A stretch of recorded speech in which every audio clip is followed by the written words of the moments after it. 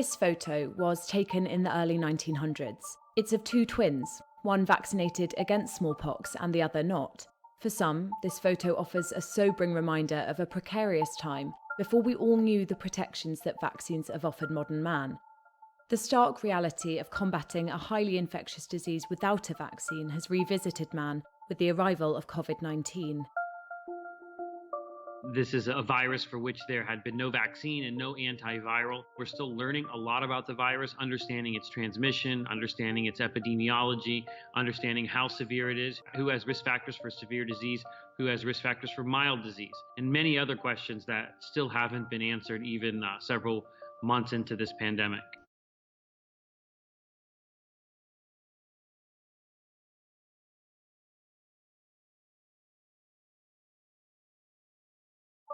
When will a vaccine be ready? Donald Trump, himself once a critic of vaccine standards, met with leading US pharmaceutical companies as part of his early response to see what could be done to fast-track the development of a vaccine for coronavirus. In the meeting, he floated the idea of getting a vaccine to the public by November 2020, 8 months from the meeting. Experts in the room were quick to correct expectations. That timeline was simply unrealistic. But the urgency Donald Trump expressed certainly wasn't. Vaccines in their development aren't usually measured in months. They're usually measured in years, and sometimes it's been decades before we have a vaccine candidate. So this is something that we have to be prepared to wait for.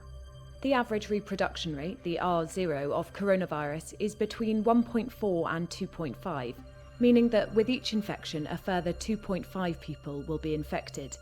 The initial global infection rate saw the virus doubling in populations roughly every 6 days in early 2020. In response, most governments have sought to slow the transmission of the virus through social distancing and quarantines to flatten the curve.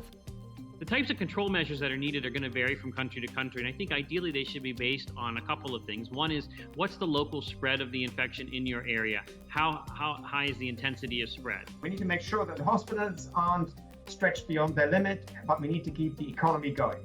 To me, the job of government is to get that thing right. But it's a compromise, and you need to have the courage, to go for what's right for society in the long term. There is the prospect that we're going to have modifications in our behaviors for some time until there's a vaccine. If we can add capacity, the way they're doing in New York City, for example, with building field hospitals and bringing military hospital ships into the port, get testing in place, then we can start to think about how can we go about life safely.